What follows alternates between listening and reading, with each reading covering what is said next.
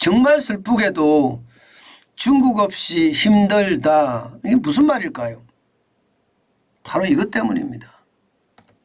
예. 원자재 말입니다. 이 대표적인 게 뭐 우리 산업에 반도체, 배터리, 자동차 지금 핵심 동력으로 우리 사회가 쭉쭉쭉 성장하는데 밑거름이 되고 있는 곳이잖아요. 그런데 이곳에서 사용하는 원재료를 보면요. 충격적입니다. 충격적이에요.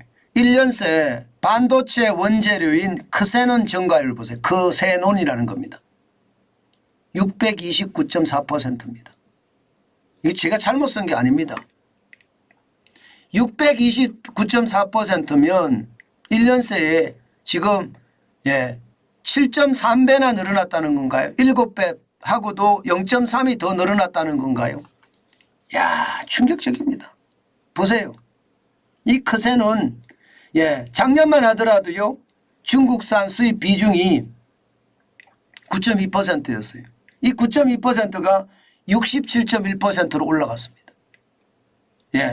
지금 반도체만 그런 게 아니에요. 크세논만 그런 게 아니에요. 네온도 66.6%에서 85.2%까지 올라갔고요. 크립톤도 마찬가지입니다. 25.6%. 25.6%가 51.7%가 늘었고요. 이산화규소도 29.5%에서 44.3%까지 올라갔습니다. 원재료의 가격, 수입 비중이 중국 쪽이 엄청나게 늘어났죠. 이렇게 갑자기 늘어난 이유가 있겠죠, 당연히. 당연히 있습니다. 너무 갑작스럽게 일어난 이유는요. 여러분도 알다시피 네온이나 크세논이나 크립톤이나 뭐 이런 거 있잖아요. 주로 수입하는 나라가 어느 나라였느냐 하면요. 지금 전쟁이 한창 중인 말입니다. 우크라이나, 러시아 여기서 주로 수입해 왔습니다.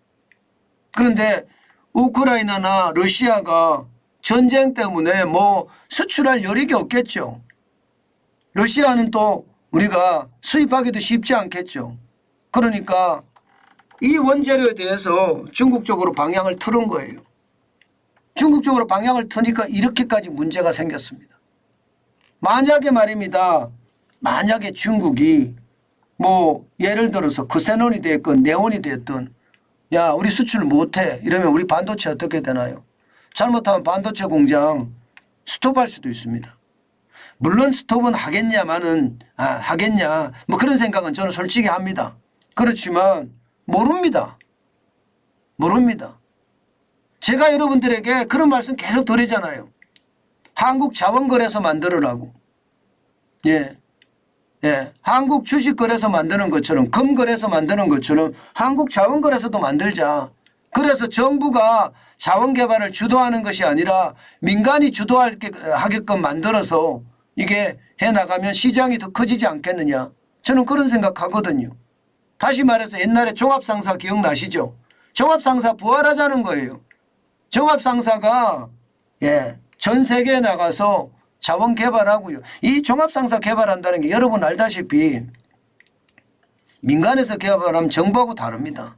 정부 돈 떼먹는 게 문제가 아니에요. 민간은 철저하게 조사를 하고 철저하게 검사하고 투자해야 되거든요. 그런 차원이라면 저는 자원거래소 방법 중에 하나라고 생각은 해요. 방법 중에 하나라고. 뭐 비싸면 비싼 대로 싸면 싼 대로 자원거래소에서 이루어지는 거. 이게 말입니다. 런던에서만 그런 자원거래소가 거래되리라는 보장 없잖아요. 동아시아에서도 한국에서 잘하면 동아시아에서도 거래될 수 있다. 뭐 그렇게 생각할 수 있는 것 아닌가요? 저는 자원거래소에 대한 게 지금도 저는 유의합니다. 그만큼 말입니다. 반도체 심각하다. 민간에서 자원개발을 할 수 있게끔 시장을 만들어야지 그렇지 않고는 반도체 원재료 중국이 수입을 스톱해버리면 공장도 스톱할 수 있다. 이런 얘기가 되는 거잖아요. 심각하죠. 저도 심각하다고 생각합니다. 게다가 말입니다. 한 걸음 더 나아가 볼까요? 야, 이게 배터리도 장난 아닙니다. 배터리도. 보시는 것처럼 배터리는요. 중국산 원재료가 정구체는요 93.1%에서 96.7%까지 올라갔고요. 인조흑연은요 87.3%에서요 93.7%까지 올라갔습니다. 수산화나트륨은요 이게 80.4%가 2022년이었거든요. 올해는 이것도 넘어섰어요. 83.7%로. 산화코발트도 68.6%. 전체가 69.5%인데 68.6%가 69.5%로 늘어난 거예요. 이게 자동차 배터리 진짜 좋다고 이야기하지만 여러분 보시다시피 최악이에요. 최악이에요. 중국이 없으면 할 수가 없는 게 너무 많습니다. 이게 반도체, 배터리, 대한민국의 핵심 산업인데 이 핵심 산업이 흔들린다는 이야기가 되는 거잖아요. 참 이게 안타깝다고 저는 생각합니다. 이런 문제가 앞으로도 더 커질 것 같아 두렵죠. 자동차도 마찬가지입니다. 자동차도 지금 심각합니다. 마그네슘 인곳 99.2%에서 99.7%를 중국산에 의존합니다. 네오디움이라는 연구자석 87.5% 지금 오히려 말입니다. 작년보다 높아졌어요. 작년에 85.1%인데 85.7%로 높아졌습니다. 이것을 보면 우리가 지금 어떻게 해야 되는지 진짜 심각하게 느껴야 되거든요. 여러분도 알다시피 2021년에 우리 요소수 대란 겪었습니다. 엄청난 대혼란, 시장의 혼란도 겪었어요. 지금도 요소수 대란이 일어날 조짐이 보입니다. 지금 요소수 판매 안 하는 곳이 있습니다. 지금 중국이 수출 통제를 하니까 그만큼 어려워졌다는 이야기가 있어요. 여기에다가 말입니다. 가격은 당연히 올라가겠죠. 당연히 가격은 올라갑니다. 올라갈 수밖에 없고요. 그만큼 공급이 일어나지 않으면 이게 올라가거든요. 그래서 이게 경제 안보 차원에서 반드시 다뤄야 되는데 우리는 경제 안보 차원에서 도대체 뭘 다루고 있는지 진짜 보고 싶어요. 지금 이대로라면 최악의 상황이 겪을 수도 있거든요. 이대로 말입니다. 이대로 우리나라가 최악의 상태를 맞는 것 저는 반드시 해결이 돼야 된다고 생각합니다. 제가 오죽했으면 슬프다. 중국 없이는 힘들다. 이게 수출을 많이 하는 나라고 수출이 강하게 많이 하는 나라이기 때문에 저는 더더욱 말입니다. 더더욱 나라가 더 발전될 수 있도록 저는 그렇게 만들어야 되고요. 이게 제가 중국의 경제 속국이라고 말씀을 드렸잖아요. 실제로 말입니다. 경제 속국이 좀 풀려가는 듯합니다. 수출에 대한 비중이 줄어드니까 이제 경제 속국에서 좀 벗어나겠지 이런 생각을 충분히 할 수 있습니다. 충분히 할 수 있어요. 그런데 지금 원재료를 보면 이게 과연 그렇게 될 것인가. 그런 생각 여러분들도 많이 드시죠. 저도 충분히 그렇게 생각합니다.